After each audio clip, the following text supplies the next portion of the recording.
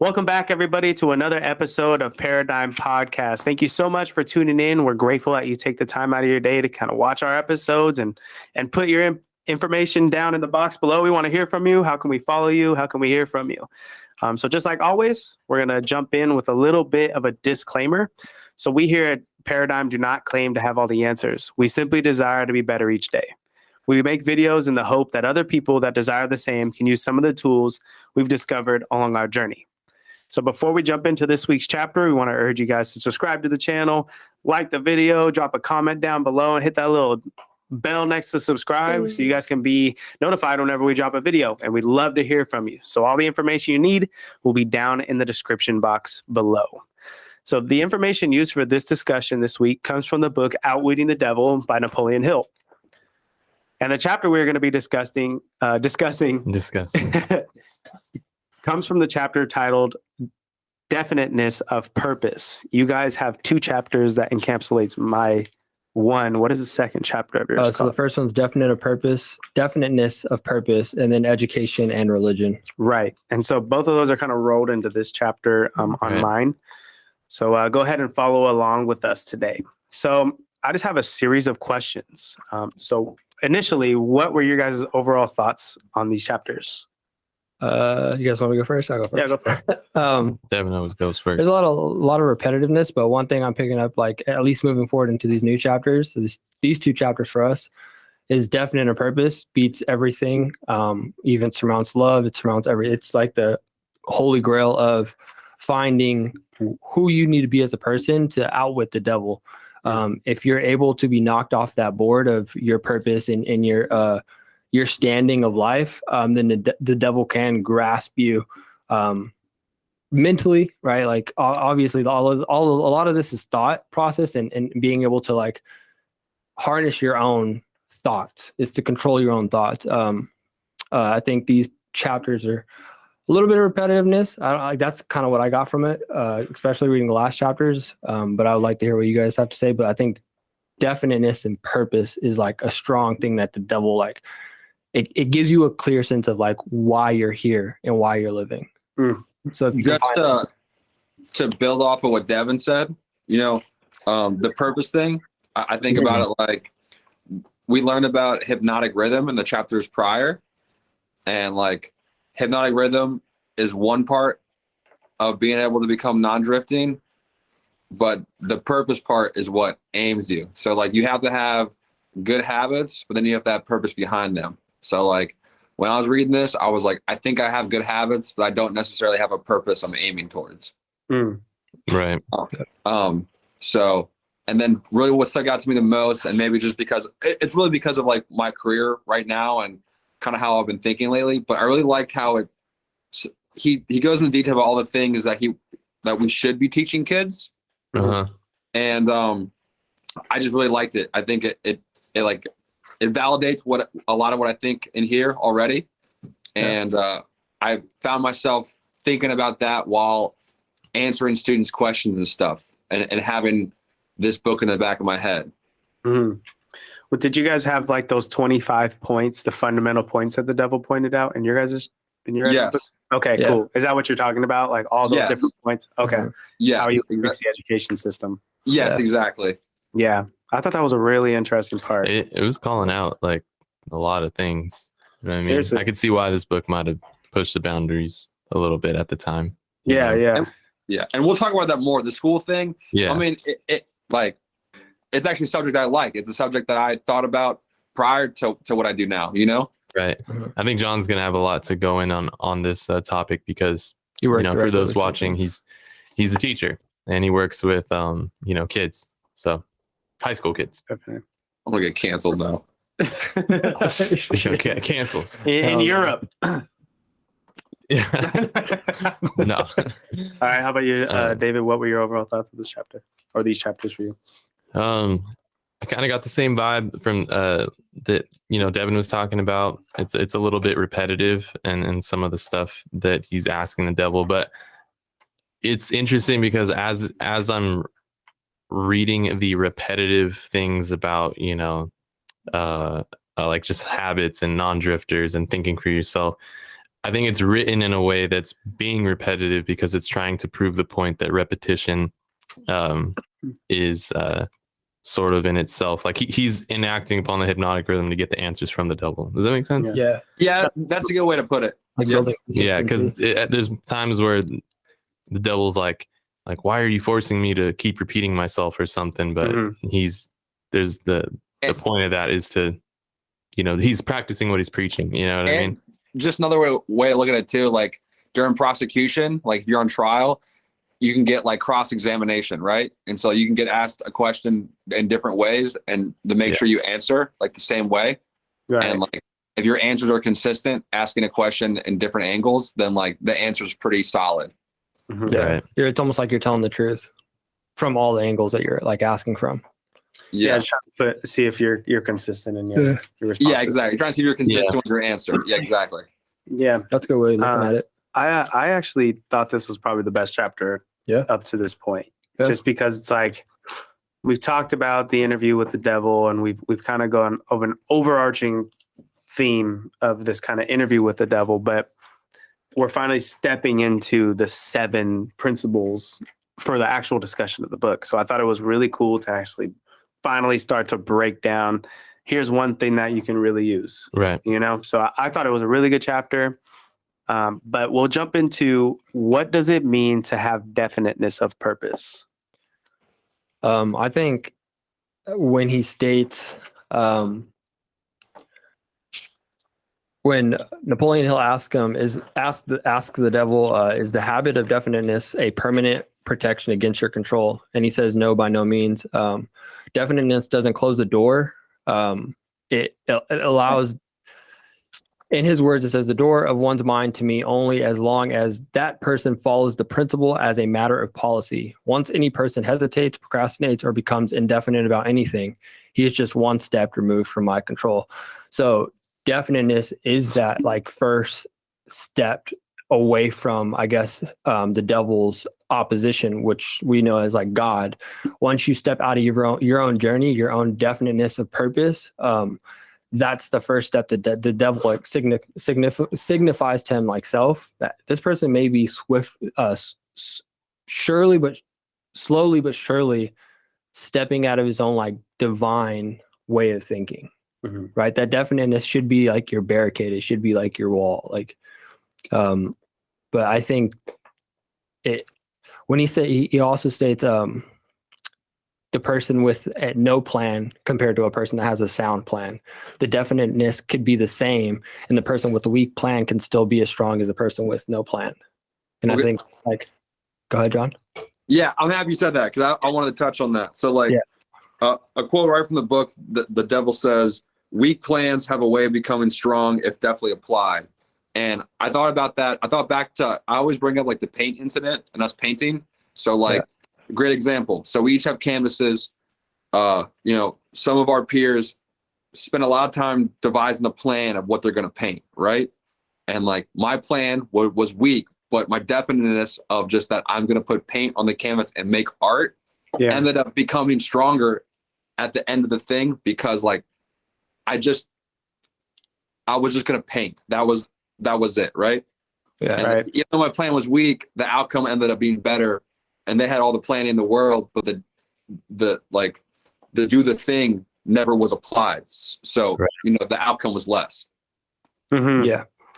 Yeah. And I think that was I guess a point that really stood out to me is you don't need to know exactly the plan from start to finish. You just need to start. And then you're definite in purposeness. Like the reason why you started should be stronger than why you're trying to finish, right? Like you should be able to push yourself to the finish line just by starting. And while you're moving through your challenges and the successes and the pitfalls and the upbringings, like you'll realize, you'll be reminded on why you started and why the devil can't knock you off your path. It grows as John was saying, like it grows over time.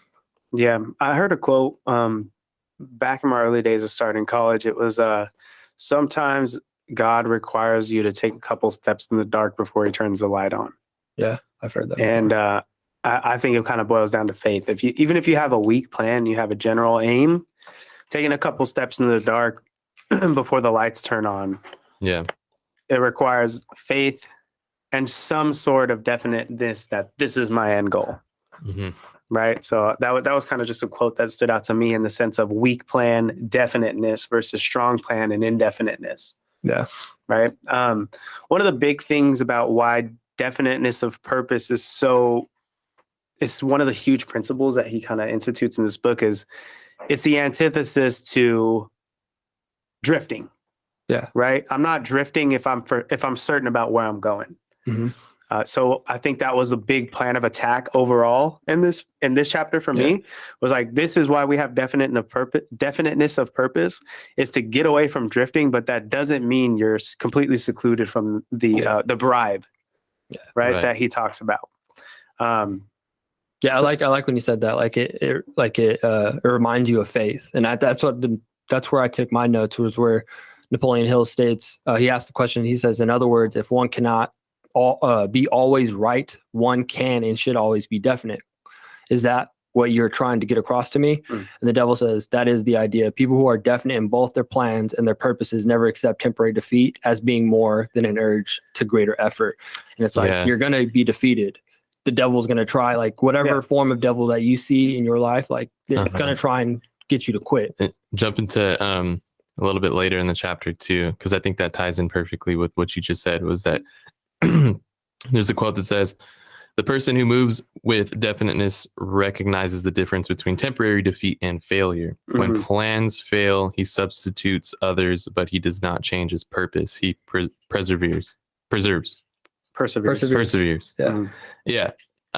So I thought that was interesting that even if someone knows, their plan and they stick with their purpose or their definiteness of purpose or their intention, because there's, I guess, what definiteness of purpose could also mean just intention, that you know the difference between defeat and temporary defeat and failure, and success isn't even guaranteed, even if you have both of those, right? So I thought that was interesting. Did he mention Thomas Edison in your guys' copy? Yeah. Okay. So the purpose, or his intention was to keep trying, right? And then took 100 failure or temporary defeats, thousands of temporary defeats before we have electricity now. So shout out to Thomas Edison. no electricity. What was it? Light bulb? Yeah, the light bulb. All right. Yeah, I don't know. Electricity that's usable, right, on a grand scale. Right. So John, if a student came up to you and was like, hey, I've read this book and it talks about definiteness of purpose, but I don't quite understand what that means, what would you tell them? And how can I use it? The how can I use it part is how I would touch on, because the first part, that's kind of a thinker, Yeah. But how can I use it is setting realistic goals. Like your whole life is like one big thing. So it's kind of hard to think like, what's my purpose, But for example, I was thinking of you, Jay, with, okay, you wanted to be more in shape and you set this goal for, I think it was 400 miles in a year. Right. So like the purpose, like what you definitely have to do was you're like, I have to run 400 miles. And you racking miles every day, every week. And if you took a couple of days off, you could calculate how many miles you still need to run. Yeah. And by applying that, you achieve something, and what you achieved along the way, like only because that was your experience points. Yeah. So if you can just find little things in your life to at least be like, I want this, I'm going to do these things to make it happen. And like, let that kind of guide you, so like, what do you want? Like physical fitness is always the easy one. Yeah. And like you set a goal and you're definite about it, Yeah. So almost like, identify the boulder and then identify the pebbles that make up the boulder. Yeah. That was beautifully put. Yeah, exactly. Cool. Yeah. I think that's a great way to put it. Anything else to add on that? Yeah, no, I agree. I think it's one step at a time, but you first have to find that, like, I guess the boulder, you have to find the grandiose thing that you're chasing. Like, it's not going to come tomorrow though. Like, so like, no, but that's the thing is like, you don't have to find the grandiose thing. You can just find something small. Like like one asset of your life, like whether it's like I want to have an A in history class. Okay. Yeah. What does that look like? Does that mean like studying and doing homework? Like to definitely get an A, like what would you have to do? You know? I was just talking to Johnny about this. You know, shout out to Johnny. He's the one who recommended this book. We were talking last night on the patio. Yeah. What we're talking about right now, I think, is what kind of sets the hypnotic rhythm in motion. Because he asked me, what's the difference between motion and action?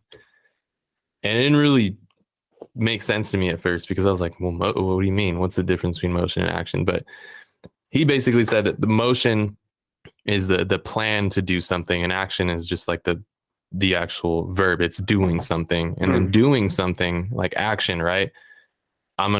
You have a goal of, you know, running, would you say 400 miles? Yeah. So instead of, you know, planning so much to the point where it doesn't happen, you had to initially take the action to actually get it done. And then over time that builds the habit of it, because it becomes second nature to you. You're like, oh, I guess I got to run. You know what I mean? I was just thinking about it as an example for yesterday. It was about 6 p.m. and it was like kind of dark outside, and I wanted to go out and do something. But then I was like, I feel like I'm just going to go take a run right now. But the old version of me, I think, wouldn't have gotten to the habits of running unless I took so many action days of me just like, all right, I got to be a runner. I want to be healthy. That my purpose was to get fit. So that became something that's ingrained in me now just by simply taking the action. Does that make sense? I thought it was interesting. And I think it kind of applies to what we're talking about. You know what I mean? Yeah. It's interesting. He said the word motion. I think that's interesting. Yeah. Because it's usually the motion to do something. I have a motion to run. You know what I mean? Right. Definitely. All right. So I'm gonna relay that into a question of, what are you definite about in your life? I think we talked about it when we read 7 Habits of JBP, and we established like our personal mission statements. Yeah. I think that gives me at least a good ground, and why I like keeping it simple, one day at a time, like not thinking about like, oh, where I want to end up, but like I know I want to go there, but like what do I need to do today? And I think waking up with like the sense of integrity, keeping my like, even if I'm like down or like, oh, I don't want to do this, like I try to keep my head high and like move throughout my day as if everything is moving the way I want it to. Like when I go to the gym, I'm like, oh, I don't want to go to the gym. Like I think reminding myself that like people are going to look to me for, if it's not inspiration, if it's like not my family, if it's not like friends, someone's going to be looking at me to be like a role model in some way. And I want to be that person for somebody in this world, even if it's just one person. And I don't want to let myself down by like going without being remembered that like I held myself to the highest capability that I was supposed to hold myself to. And I think that's your sense of purpose. Yeah, that's like my sense of like, once I find to be a role model. Yeah, like not. I wouldn't like if say you like, put it into one thing. My definiteness of purpose is blank. That's hard. Well, in the beginning, you said 7 Habits of How They Affected People was a personal mission statement, and I recall laying out principles in that mission statement. Are you definite in those principles? Yeah. Name one. Integrity. Being able to. Were you gonna say something, John? Like, what does integrity mean? Like, so when I expect or demand the same respect that I show you, right? So if I'm showing you certain things that I want, like if I'm being polite, let's say just polite, I demand the same respect, right? That's integrity to you? Well, it's like you have to be able to show yourself to the world how you want the world to show itself to you. Wait, you just said that you demand respect. Well, not demand it, but like more of a. You put it out there for the world. Yeah, if I'm exposing myself, like not even like I'm using the wrong words. Well, to be a man of integrity is to act the same way you do in front of people than you do when you're alone. Yeah. Someone Google definition of integrity. Let's see. Oh, that's one thing. First, like let's get that nailed down. Yeah. Okay. So integrity the quality of being honest and having strong moral principles, moral uprightness. Yeah. So Yeah. you can demand integrity from somebody else, but to be a man of integrity is solely within you. a personal thing. Yeah. Right. And so, but like, so what I'm trying to say is, if I don't demand that integrity within myself, why can I go out into the world and demand it from other people? Mm-hmm. Right. That starts from within me first. And so I don't demand, like, I should not use that word demand. I should use like a reciprocate. Right. I would want people to hold the same integrity that I hold within myself, that like, if I go out into the world and that I'm trying to do best for society or my community, I would hope everybody's doing the same, but I can't demand that. I think you've I mean, committed to a purpose for yourself. Yeah. Right. I think we might see it from a paradigm like me, Jay, and John of, you know, I have a purpose, like for mine is to empower others around me through like creative art or, you know, the skills that I have, right? And to kind of get people to break down why they think they can't do the things they want to do, right? I think Devin's is more of like the one that you said, integrity. That just makes me think of like Devin's purpose is to, you know, to maybe establish these things within himself. It's like more of like, this is my purpose for myself. Does that make sense? Like a commitment to himself. So the definiteness is you've laid out is the purpose of role model, being an integral man. Okay. Role model. I want to say, what's another word for like just one word role model? A leader. Leader and influence. No, I don't even want to say influencer because today that's Think like about weird. it. Think about it. I'm gonna come around the circle. All right, John, what are you definite about? Two things. I'm definite about physical fitness. I love it. Okay. I think that's one thing. If I would die, they'd be like, that boy could work. You know? Yeah. He's a farm animal. And I think I'm purposeful with making people uncomfortable thinking wise. I find myself a lot of times pushing people's buttons in conversation because I want them to think. Me too. Why do you want them to think? Just about about anything, or what do you be more specific? I just want them to think. You don't think they're thinking? No. So people just act. like for example, like this kid was making something, and I'll use two examples: a student and an adult. This kid was making something, and he was like, "Mr. Crosby, come here." I was like, "What's up?" And he was like, "How would you do this?" And he was already halfway there, and I was like, and after reading this chapter, you know, and he was like, I was like, "Okay, well, how would you do it if I wasn't here?" And I made him give me an example, and I was like, "Okay," and it wasn't a good one, you know. And then I was like, "Okay, think of another example and tell me how you do it another way." Right. And he thought about it again, and he gave me another example, and I was like, "Okay," and then I just left. Like, you have two choices, you know? Yeah. No, that's good. So you kind of put the ball in his court.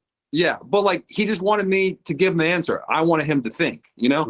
Right. And that's your purpose, is to get people to think when they're sort of like, I just want someone to think for me. Yeah, and like you guys just see me like when we're out drunk, like I'll fucking like pick like an ideological fight just for funsies, you know? Yeah. Because like I want you to think about it. So you're sparking independent thinkers. I would like that. There we go. I would like to spark accurate thinkers, someone who's just thinking about it, skeptical. Yeah. Okay. Right. How about the adult version? You were saying you have a kid and you have an adult. The adult version, we were debating about Twitter and what is free speech, what is misinformation, what is disinformation, what is true, what is not true, what is the like suppression of information that is true, is that misinformation? And I showed her a bunch of things, examples of why I think the preemptive distinguish of like information is just as bad as misinformation. Right. And we had a long talk, and I think at the very least I made her go back into her classroom and think about it. Uh-huh. And like I wasn't like, I was just being just like, I was like, I'm gonna think about both sides. I was like, what's more dangerous? misinformation or the suppression of valuable information because of because you think it's wrong at the time. You know, what's more harmful? Ideological Dude, differences. It's crazy. I was just talking to Johnny about that stuff last night, that someone who's sparking independent leaders, and I mean, it talks about it in the book. They're almost like a threat to society. Yeah. You know what I mean? Because I mean, let's say like politically, without getting too deep, that we consider things in the binary, left or right. But if the whole point of living here is the ability to, I see it this way, you see it this way. We could fight and, argue and talk shit. But at the end of the day, we can recognize, okay, maybe we could start to see it a little bit differently, but come to our own decisions at the end of the day. And it's okay. Yeah. Right. Mhm. That's the cause of independent thinking, or the person that's sparking independent thought. Let's say John, for example, right? There's someone that's super one way, and he's like, no, like think for yourself, like, you know what I mean? Consider this and whatnot. He's a threat to a lot of people that think like that and see him as something that's like completely opposite of like what's foundationally, in their eyes, the ideal version of what John should be. You know what I mean? Does that make sense? Yeah. Yeah. I don't know. It gets me thinking. Yeah. Independent thinkers. That's why it calls The out. whole If the devil saw more independent thinkers. How would you define an threat. independent thinker? Someone who can accurately think, someone who is skeptical of the truth, Well, who sees both sides, or is able to. So when you say, because like back to what you're saying, David, like the binary left and right, like not even thinking about politics, but like, let's say like types of computers, Windows versus Mac, when like how John said, accurate, when you can think accurately. Well, accurately is based on your own personal paradigm, right? Like I think there's an objective truth in a lot of stuff, but we decide to have different opinions about a lot of things because we have different truths. That makes sense, right? And I think the person that's no, really, I'm like Trump, wrong. Yeah, all wrong.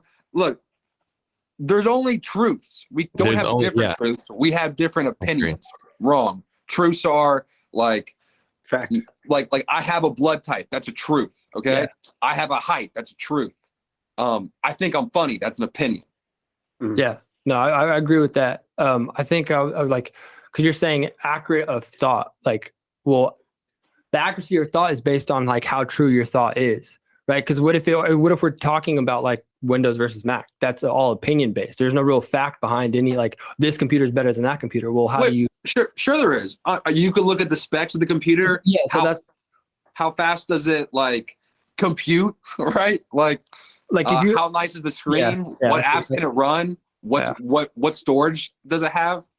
How big's the screen? That's the truth. I think we're getting hung up on the word accurate, right? That's because accurate, like it's hard to like I know you guys are saying like truth is based in objective understanding of something. Like absolutely, I agree with that. Mm-hmm. But I think when you say like accurate of thought, like when you're talking about like let's say debating with somebody, your accurate thought could be in truth, but this person's trying to push you off that, and like you guys both know and understand like the accurate and the truth that you're like the facts that you're providing is based on everybody seeing the same facts.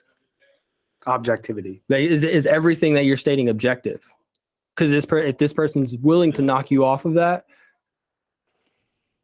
I don't understand. I think we're getting off train a little bit. Yeah, so I'm probably thinking a little bit too much about like the accurate. No, I think it's the example, right? Because what you're asking is preference, and that's where subjectivity comes in. But if it's something like man versus woman, there's objectivity in that debate, right? So there's truth in that debate, right? Because it's been founded on science and years of study. True. But when it comes to computer, that's a completely subjective idea. But I'm going to return us back to the question of, and I'll ask you, David, what are you definite about? What am I definite about? Am I getting this pussy, dog? Sorry. Dog. Yeah. Devin's mom's in the room, dog.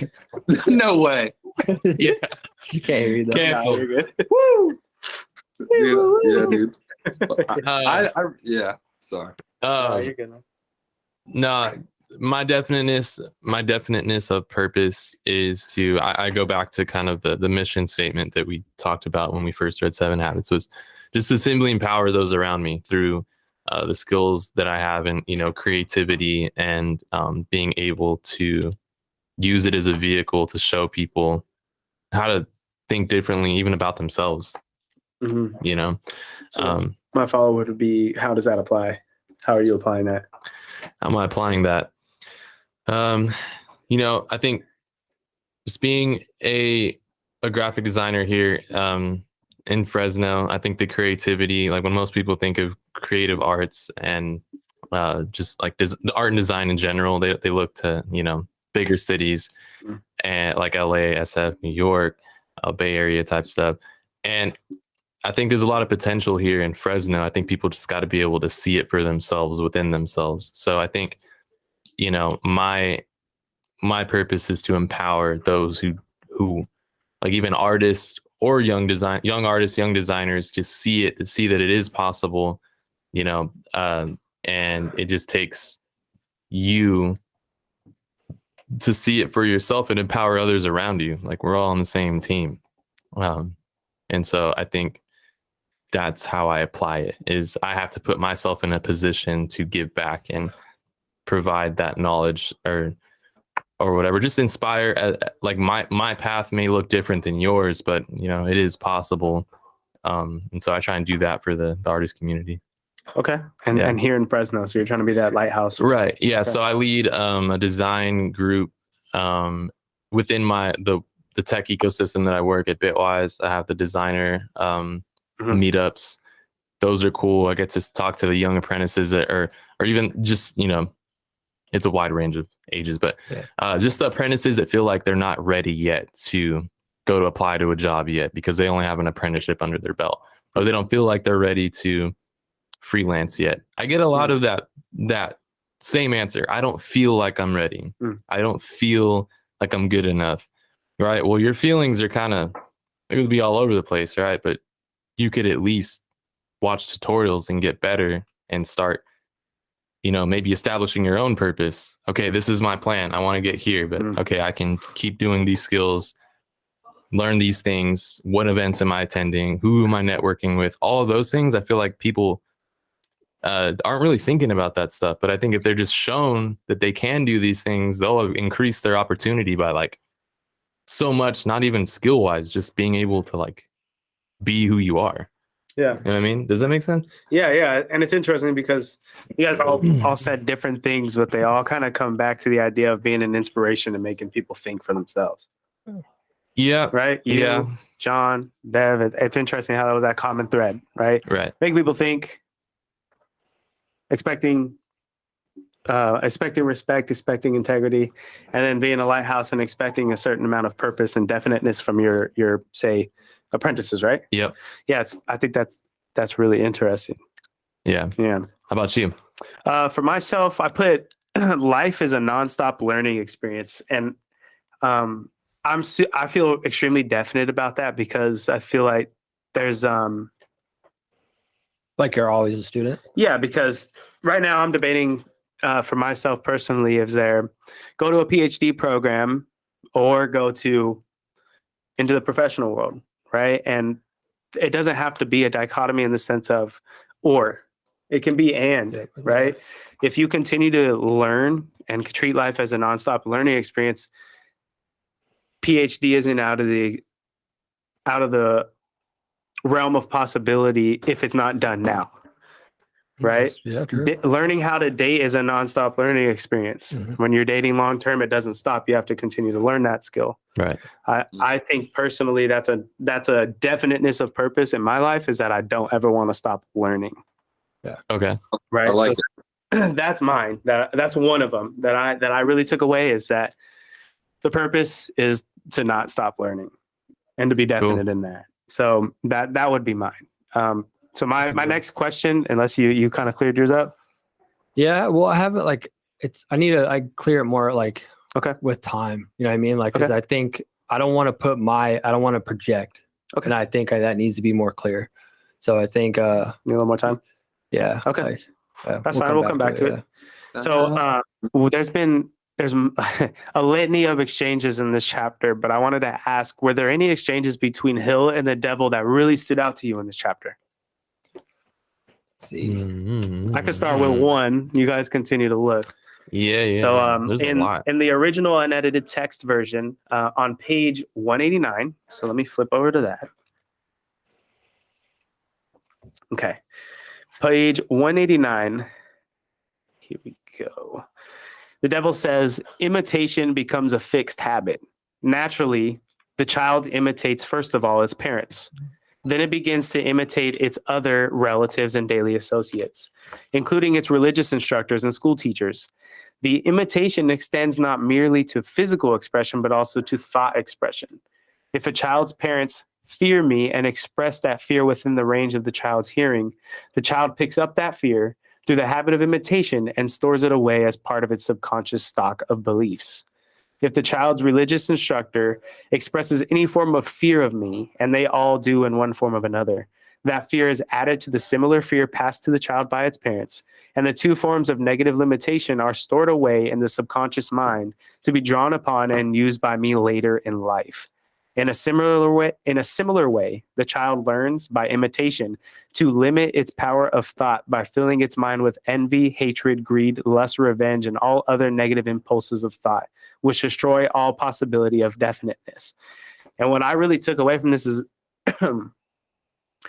parents teach through verbs teach through words, but refuse to look at the actions, in the sense that a parent does its actions and the parent, the student or kid imitates that. Mm-hmm. And I feel like people neglect that side of the parenting. Like you're talking about like subconscious action, things that you just do without like paying attention that your child may be around.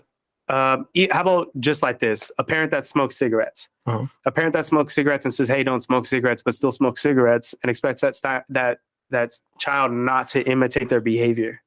Yeah. Imitation is the immediate way of learning for a baby, right? So if you act in a certain way and a child imitates that, before the child can even think for itself, it's already been wrapped into the devil's web. I see what you're saying. If you have bad habits and a child imitates that, which is the first way the child learns, immediately that child has no chance. Yeah. Right? I think that stood out to me because I grew up around many different people, many different figures in my life, and imitation was a big thing. But if you latch onto the wrong person, that can lead to a lifetime of problems. Yeah. Well, I don't even think it's latching. I think imitation just like if you're a child, then like that's all you know is to imitate. Right. And think about what you can imitate nowadays. Yeah, it's kind of crazy. Right. I mean, everything's at your disposal. I have a younger sister. There's women in my life. If you were to imitate what you see online, what would you look like? You know what I mean? Yeah, it's interesting how powerful imitation could be. So that was one that stood out to me. And it makes you think too, because I mean, kids aren't out of the picture, and that's something I desire later in life. Things have to be corrected before that can happen. And that's why it stood out so much to me. That's crazy. That's a hard, because it's like if you're speaking with the parent that thought like they could teach their child like cigarette thing. Yeah. Like how would they be like, not asking how, but like hypothetically, like how would that person be able to teach their child not to get into like a bad habit when they have a lot of bad habits? Don't do it. It's like, yeah, exactly. It's by being like literally a lighthouse. I mean, that's why like this shit. Yeah, like this shit for real. Because I hear all that stuff and I think of like all the positive ways. Like Evie said, like think of who you could mimic for all the people online. It's like, well, you could fucking mimic someone dope online and like become dope. And like I think about it. I get to go to school every day, I get to go to work and be around these kids, and fucking every day I'm laughing and having a good time. And I think back to it, like my one teacher who like he showed me you can fucking have fun every day if you want to, you know? Yeah. And like I come in, the kids see me at the gym every day. They see me, I'm happy. It's like, yo, fuck it, guys. This shit can be fucking good. Like, you see what I'm saying? Like life can be good. Like, that's why I actually get upset when I see teachers who fucking like, who are cynical. And I'm like, you're literally poisoning their brain. You understand? Right. Like, because maybe they respect you and you have a cynical view, I was like, don't paint them a nasty color. Like we have a chance to like help fill in some lines. Like wouldn't you want to be happy? You know? Yeah. Like Exactly. Good invitation. So what I took away from it and what I'd extend to the viewer or listener is be aware of your actions, and take heed of the habits you have, because somebody's watching, and that's somebody you want. That may be somebody you want to live a good life, and if they're imitating you, make sure they're imitating good habits. That's why I took it stood out to me so much, right? Yeah, I like it. So, Yeah. and I mean, you can take that in a lot of different ways, but go ahead. How about you guys? let's see. Yeah. I thought it was interesting how Napoleon Hill was having this conversation with the devil about how love can be dangerous, love and fear. Because Napoleon Hill's like, is love for one's relatives also dangerous? And the answer from the devil was like, yeah, the love for anything or anyone, save only the love of definite of purpose, may become dangerous. Love is a state of mind which beclouds reason, saps willpower, and blinds one to facts and truth. I don't know. I thought that this section was really interesting. I disagreed with him on that. Why? Because, I mean, as long as you have principles, as long as you already have a set of rules for stuff, like, I don't think love can hurt you, you know? Like it's supposed to only be good things. Like sometimes making a decision could be harder because you love that person, you know? I don't think it could be. He says that love may become dangerous. You don't think, he's not saying that it's something that's always going to be, but you don't think love has the potential to be dangerous for someone? No, dude. If anything, love is like, see, I disagree. What rescues you from danger, you know? I think love could potentially blind you to something like what he's saying. Just for me personally, I mean, yeah, I didn't have principles in there, but in my head, I was like, this is love. You know what I mean? And it did becloud my reason, and the facts and the truth I did not see. Even though I think love is great. It's, I think yeah, I don't know. Your brain wasn't working right. The brain doesn't start working until you're 25. Anything before then, you just throw it in the bucket and say, I was retarded. Okay? No, but even people after 25. Well, then, okay. Combined. I think both can be right? Because let's say on John's tip, it says here, the devil's talking about, he says love should be under one's definite control at all times. And I think this is under John's idea that if you have your principles, you won't act a certain way because you act according to your principles. Right. But what you're saying, right, is say you're dating somebody who's lazy, right? Yeah. And your principles, you haven't fully developed them yet. Right. Right. And you date this person, you have a purpose, but it's not fully definite. And you start becoming engulfed by this person's laziness, right? And you guys just kick it all the time. And because of that, you get led into drifting. Right. Right. So I think you're correct in your sense, right? Because it happens to all of us at one point. And John is correct too, because he's developed those principles. So let's say he does fall in love with somebody. He's still not going to betray his principles because he has a code, right? Yeah. So I think both can be the right. Love can't hurt you if boom, boom, boom, boom, boom, boom. Right. Right. And the devil says here, love is a desirable state of mind, but it is also palliative, which may be used to limit or destroy reason and willpower, both of which rate above love in importance to human beings who want freedom and self-determination. Palliative means basically attacking the leaves of the bush without taking out the root. Yeah. Now thinking about it, love and fear, right? Like fear. Why would love make me? Why would it be dangerous? And I think at the time for me personally in my life, when it was dangerous for me, it was that there was a lot of fear at the same time for love, because I was fearful that I didn't want this to be something I didn't have anymore. Right. My fear was the loss of love, which is literally talked about in the book. Right. So I could see how that, totally could be dangerous for someone. Right. Like, I don't think that's the only thing that. Yeah, it's like you're operating with fear. I love you. Yeah. I mean, so we have to stay together. Yeah. Jeffrey Dahmer said, I love you, dog. Oh my God. No. Far left. I'm sure. All right. How about you, John? Anything stand out to you? Not this one. Not this mention. Okay. I would say another point that stood out for me is where he talks about duty. Gets some people misconfuse that or not really understand the meaning of it. He asked, Napoleon Hill asked, he says, aren't people sometimes bound to others by a relationship of duty, which renders it impractical for them to take from life what they want most? The devil says, duty is one of the most absurd and misunderstood words in existence. The first duty of every human being is to himself. Every person owes himself the duty of finding how to live a full and happy life. Beyond this, if one has time and energy not needed in the fulfillment of his own desires, one may assume responsibility for helping others. And I think that's what I was trying to get across. Like, because I remember reading that part, and it's like, I don't ever try to project my principles onto people. I think highly of like the world. And so, because I think highly of like where I want to place myself. So when I need to find a definite purpose in, I guess you could call it like being a role model. But I wouldn't even say, like, I'm not trying to inspire others. I want others to do right by themselves. Like, treat yourself with good health, treat yourself to good relationships, healthy partners, right? Like, you shouldn't put yourself in a fearful mentality where like you feel threatened by the person that's supposed to love you. Like, you know what I mean? Like that they could leave at any moment based on like what you do. And I don't know, that kind of like summed a lot of my own understanding of my own principles. Like, you need to put your oxygen mask on first before you can help other people. So okay. So it stood out to you because before you can help other people, you have to help yourself. Yeah. Okay. That's interesting. Yeah. Cool. I had one more, and I thought this was really interesting. It ties into my last point, but Napoleon asks, why don't you take over omnipotence and manage the whole world, and make it work in your own way? Omnipotence being God or the infinite intelligence, whatever you think that is. And the devil answers, why doesn't omnipotence take over me and manage the world works his way? The answer is definite and accurate.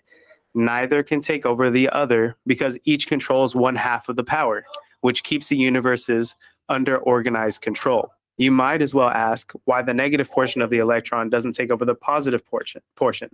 I don't think they had a good grasp on chemistry at the time, but I'm going to let that one slide. And then run the entire works. The answer is both positive and negative charges of energy are necessary to the existence of the element. One is balanced equally against the other, stalemated as it were. So it is with what you call omnipotence and I.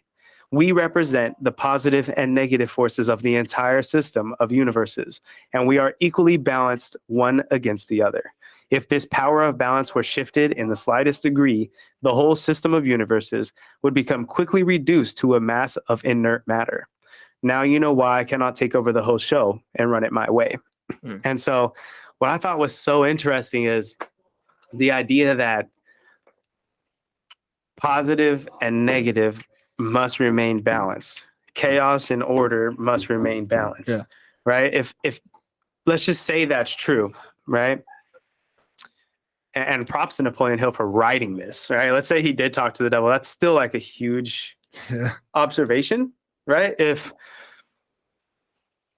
I think it's so interesting because it's like, well, God, why doesn't God just take over? It's like, well, he can't because there's a natural balance to things. everything, yeah. Right. And I just thought it was so interesting that, you know, I don't know about you guys, when you look into the world, do you see it as more negative or more positive or balanced?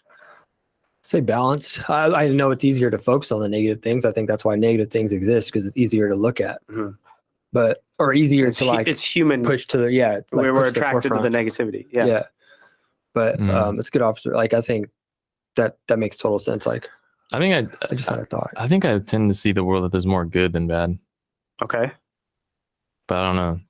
Is that weird for me to say? Is that wrong? No, To say it's no, perfectly it's just- balanced. I think that's No, because there's someone else in the world who sees more bad, so you guys even each other out. Yeah. right.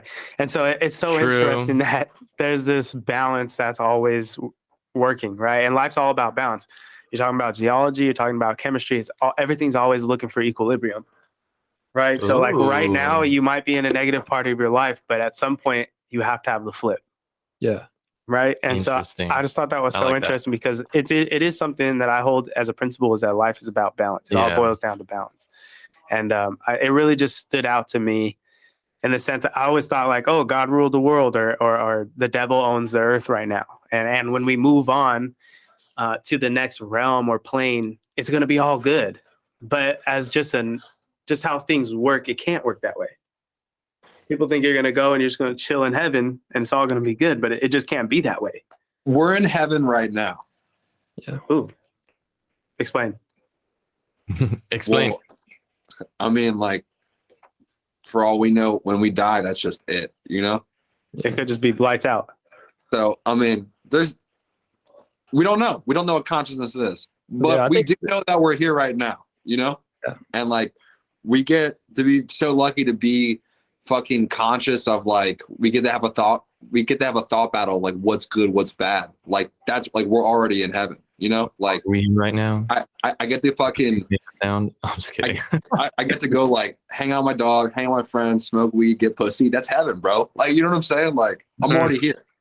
There you go. It's what you make it. Yeah, that was gonna say, like, because I think if it was all positive, then we would live in utopia. Like everything would be so like flower and roses and There is no utopia. yeah, Like, there's no just what utopia. Jay talking about, like the balance thing. Someone in my head is like, okay, when you play a game, it's got to be at the very minimum 2-player. You know, there's got to be opposition, or it's not a game. Like, that's the whole point. You know, Right. Yeah, even So- if it's computer. yeah, even if it's computers, like a utopia, there is no player 2. So Yeah. like life just ceases to exist. Yeah, there's no resistance to anything. Yeah. Yeah, that's an interesting way of looking at it. Yeah. And then, what I thought was really interesting as well is that Napoleon Hill is asking the devil about, power that he has and omnipotence, or what God has. And he says, the devil says, in some sense, humans have more freedoms than we do. Then the Right. God- Yeah. Mhm. And then God and the devil, because they have the option to choose. Exactly. The devil is negative, and God is positive, Positive. and they abide by those rules. Mhm. And I've never thought about it in that way. It was like, we have the choice. The humans are the gray area. Yeah, exactly. We're on the game piece. You know, like, we're on the board. You know.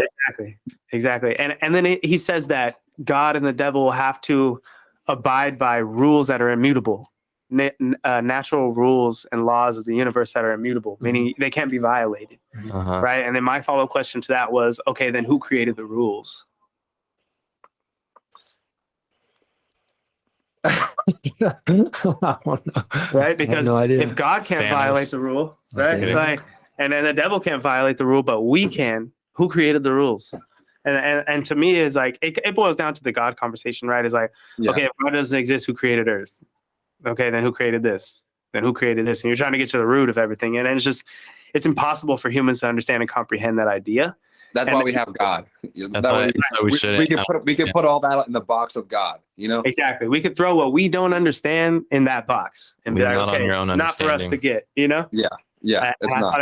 it was just a question that raised to my head. I was like, okay, well then who created those laws? Yeah, that's Right. that's crazy. That's deep. So there was some good stuff in this chapter that really stood out to me, and I want to go back and reread it because I preach this to people. It's like, well, you've gotten to this point in your life. How did you do it? It's like, well, I was definite in what I wanted to do. Mhm. Right? I knew I loved geology. I'm going to go do that, and it ended up in all these different things that happened to me.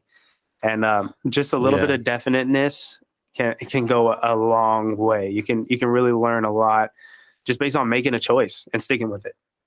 Right? Yeah, fact. So other than that, that's all the points I have and all the questions I have. Is there anything you guys want to bring up? That's about it. Yeah. If you have the book and you haven't really gotten to this part yet, go to the part where he starts talking about the 25. Let me see. Let me pull this up. You'll have to cut that when we're talking. Sorry. Yeah, you're good, man. No worries. He has actually, it's 33 different ways that the devil. Oh, he Talks actually like about- numbers them for you. Yeah. He actually has them numbered here. So he talks about the entire catalog and the order of importance on ways to improve the education and religious systems. And I Mhm. thought they were really interesting. If you have the book and you haven't gotten to that point, pick it up, drop it down below. Which one would you institute right away? Right? Cool. Interesting. All right. Thank you guys so much for tuning in for another episode of Paradyme Podcast. We hope you enjoyed the show and learned a thing or two. Before you take off, remember to subscribe to the channel, like the video, hit the bell next to the subscription button, and drop a comment down below. What was your favorite part of this chapter? Did we miss something? Drop it down below. We'd love to hear about it. And follow us on our social media platforms. All the information you'll need will be down in the description box below. And before you take off, remember who you are now and the actions you perform now equals who you'll be tomorrow. Peace. Peace.